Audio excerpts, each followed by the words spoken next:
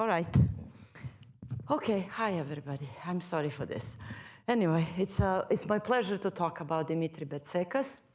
And we know that Professor Bertsekas has been at MIT for a long time, but we are also happy that he had joined Arizona State just about this year. So that's a change. Okay.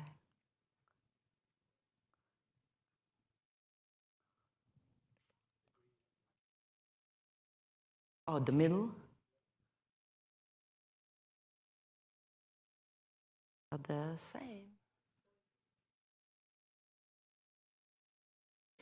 Oh, there it is. So this is a kind of transition, right? At MIT, Professor Bertsekas is writing on a board. At ASU, he started writing on the wall. And I don't know why. So on the board at MIT, I think most of the students who took the course on convex optimization or nonlinear programming remember this one. It's min-max crossing, right? Duality theorem, no gap. And on the other side, I think it's the emphasis of what's happening these days, which is, that's a Bellman equation. So we are heading, I think, to machine learning and some other stuff that uses the policies and all kind of things. So I will start talking a little bit like about his life. So what I looked at, I actually got this from a secret sources, a picture of Dimitri that I think it's about the time when he was coming to USA. Oh no, this is about time getting into the college, or getting into the his alma mater. So he finished his undergrad studies at National Technical University of Athens, and I think with a major in mechanical engineering. So even though again, there are some sources that say that he wasn't really studying as heavily, but he had a lot of time spent playing chess and other out-school activities, I think dating his current wife as well. And even though I checked actually their webpage, and he's actually on the list of their notable alumni, among the top there. So after that, Dimitri came to USA and entered George Washington University, which I really never thought I kind of didn't know that detail. And I finished with about a year and a half, just with basically 3 terms, while at the same, actually he was taking night courses and working during the day. So this came like on a side, he finished the master's. And okay, I think I went past too fast. A little more, I think it just jumped this time. It has a, that's the one. And then he came to MIT at, I think it was 1969, yes. And then he finished his PhD studies in about 2 years. And his advisor was Jan Burton Rhodes, but it was at the time assistant professor who kind of, I find the line of the years a bit strange, because Dimitri entered in 1969, but this seems like advisor is leaving that year. So I'm not sure who was advising him. That's just, years don't match, basically. And after that, actually, the career started in academia. He spent 3 years in Stanford teaching. He spent 5 years at U of I, IUC. Then he joined MIT in 1979. That's kind of aligning with the picture that John was showing. And the picture is actually taken a year later, I guess, when they were making booklets. There was no internet at those times. Even in 97, we were studying here. We were looking at our professors through it. You grab a booklet, and then you go home and study. And then just the last appointment that I'm mentioning, that he joined the SITSI group at ASU. And this is, I started, meaning Dimitri has a lot of achievements, but I started with his academic children. And there are, these are the ones that I could find, whose pictures I can kind of dig out from the network. But I didn't find everybody. So those if happen to be here and I don't have their picture, I'm very sorry. But we started with Stephen Shreve, who was the first academic child, and then Ellie Gaffney, and then there is Paul Tsang on the picture. There's Jonathan Eckstein. I think that's Manos Varvarigos and Stephen Patek. Actually, I would say Stephen Patek is a student who left and whose desk I inherited, which had a view on the Vassar Street. And then Jinan also finished that year earlier, so I briefly met her before I joined. And then Sainara Wood, that I couldn't find her picture other than this one. I don't know if you remember that. I think it's Hoho who may have posted it. And then Asu Ozdalar, and then this is Jenny. She's about, and the last one is Mengli Wang. So that's a kind of academic family.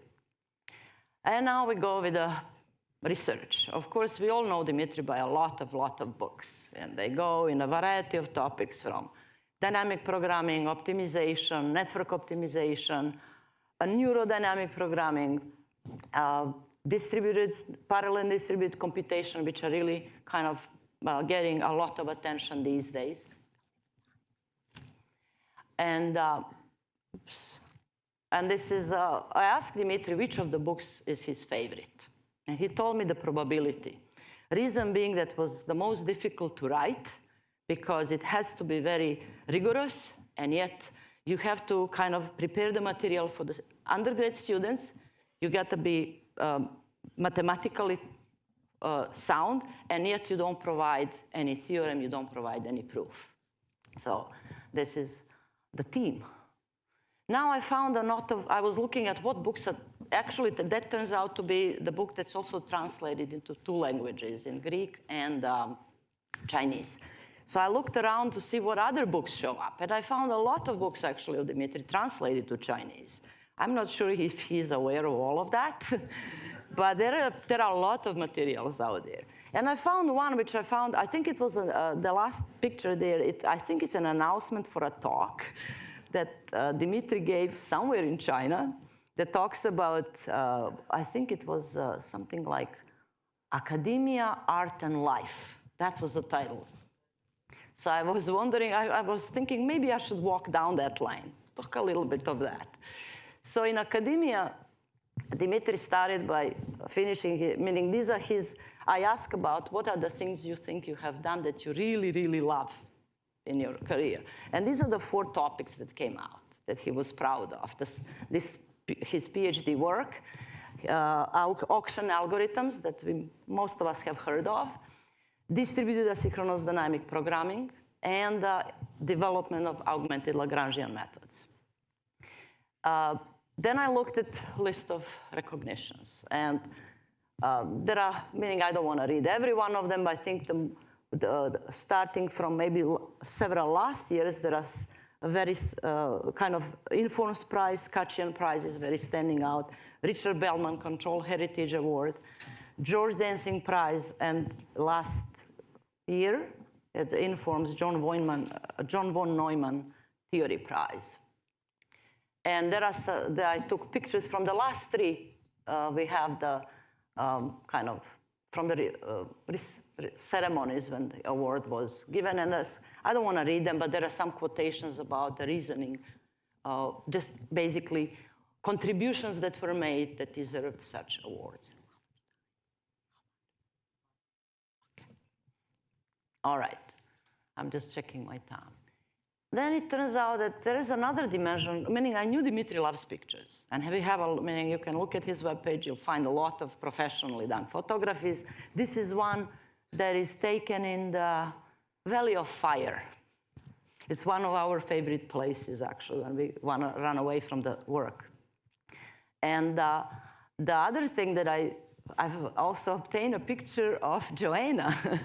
This is in Arizona, northern Arizona. It's Antelope Canyon. Doesn't look this way anymore. It's much more, I would say, commercialized. But at the time, this is probably almost 19 years ago. I think Joanna's wondering, do you really think I'm going to go there? You think there is anything there to see? Actually, it's a wonderful slot canyon. It has 2 parts of it, and there are special ways you can get in. Oops, I lost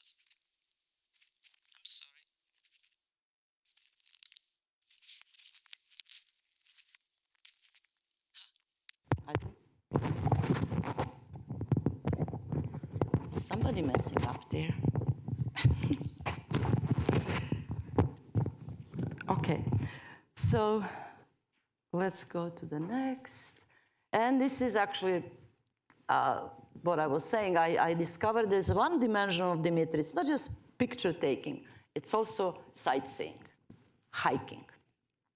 So this is picture taken by my friend and colleague, Stephanie. We went also, this was also from the National Valley of Fire in one of the special places. And this is Stephanie's contribution to this collage of Dimitri, Dimitris Life. And this is where I think Dimitri put the camera and we counted. So we were already waiting for him. He just ran in and we took a picture. This is in Sedona. And this is one of my favorites. We went for camping for several days in, it's kind of between, it's northern Arizona, but you have to go to Utah to reach it. It's called White Pocket. And there is a place that looks like sugar cane, or I don't know, like a swirly of cookies. I don't know what it is. And this is basically what I say, that this is, Dimitri has multiple dimensions. We know him all through his work. We know his professional kind of love for photography, but there is a child that likes to play in the mountains. And I'll finish with that. Thank you.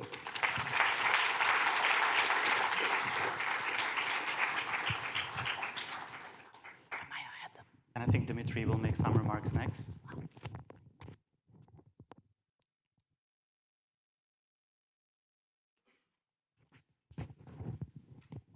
I have a microphone. Yeah, I think And, that the clicker is... Show me how the clicker works. Green button. Okay. Okay. I think I came to LIDS earlier than any other person, so I'm entitled to talk about some memories that sort of bring out the character of this place. This photograph actually played a very important role in my life. I came from Greece, and I was trying to figure out what I wanted to do. So I was going to a scientific library, and I was looking at the journals, the IEEE transactions on automatic control in particular, and I noticed these amazing articles with this picture by Mike Athens underneath. It all looked very impressive. He looked very happy. So I decided that I would come to MIT and actually go and meet him. So I did come to MIT after I applied. I walked into his office, but Mike was not there. So the secretary says, well, he's at his home and you can call him there. So I did, and Mike invited me to go to his apartment. And to me, a young student in my position, it was a very heady experience. And Mike was very helpful, very friendly. He offered me Greek coffee. And more importantly, he secured for me an assistantship to come to MIT. And so I came a couple of months later in the middle of January. And I had to pass a qualifying exam before taking any classes at MIT.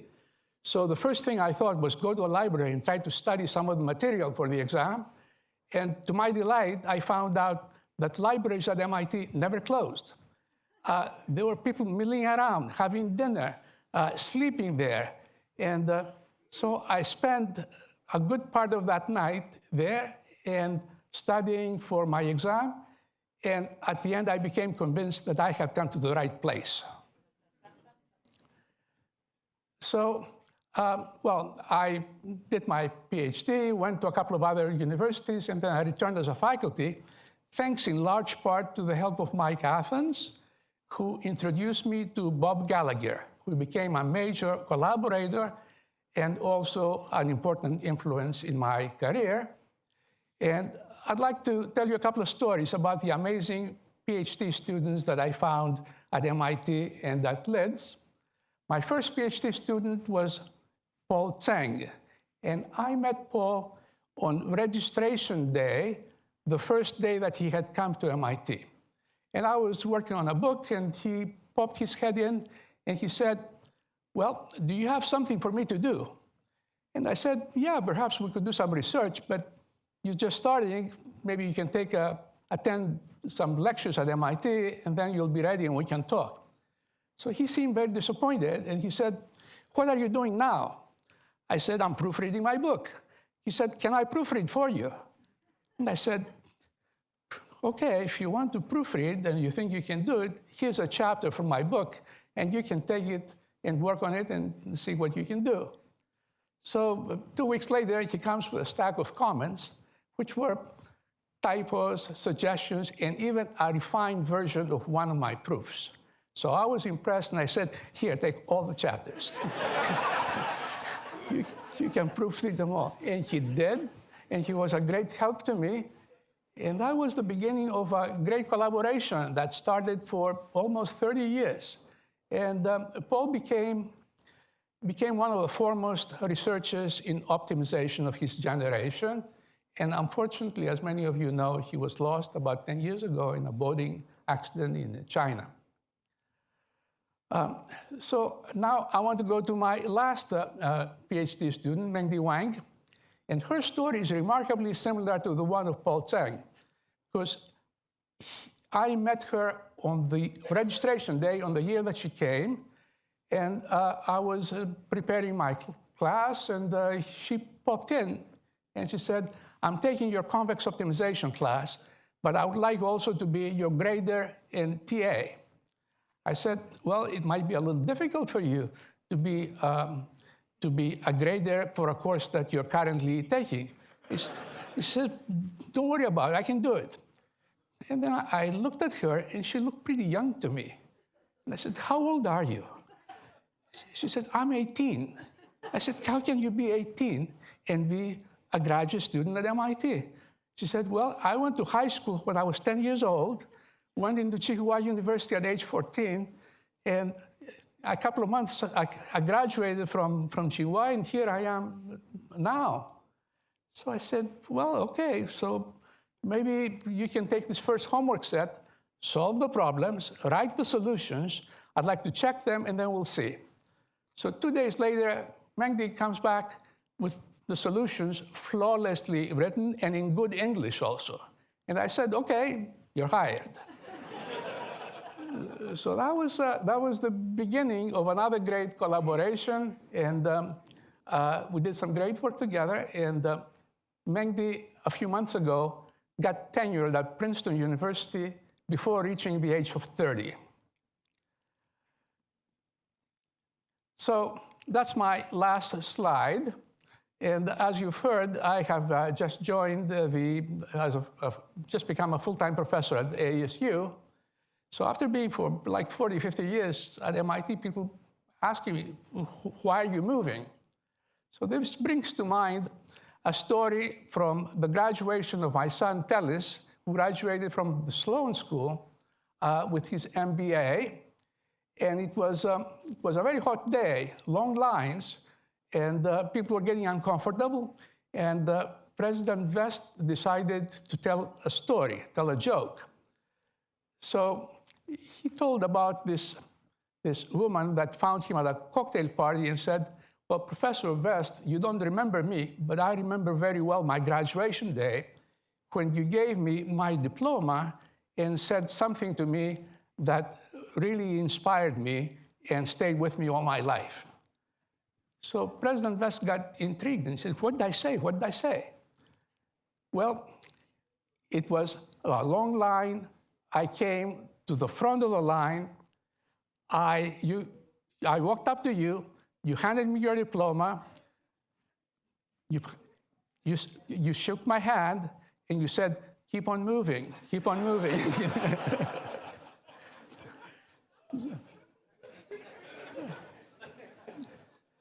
So as LIDS is moving from the past to the future, I say to you, keep on moving, never stop.